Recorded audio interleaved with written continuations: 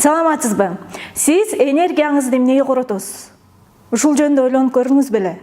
Көбүнчө эгер биз анализ кыла турган болсок, энергиябызды биз таасир эте албаган нерсеге көбүрөөк коротот экенбиз дагы, биз таасир эте алган нерселер артта калып калат экен. Негизи эле бул жашоодо эки айлампаны элестетсеңиз, бири биз таасир бере алган айлампа, экинчиси биз таасир эте албаган айлампа.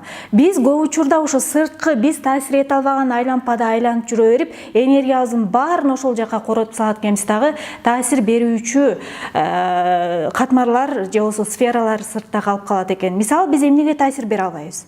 Саясатка. Алга жөн эле нервибиз коройт, ачууланабыз, кыжырданабыз, анан эсибизде отуруп калабыз да. Же болбосо аба ырайына.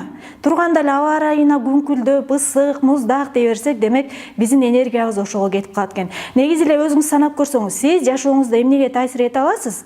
Анын бардыгын экинчи планга жылдырасыз дагы, сиз эмнеге таасир бере аласыз?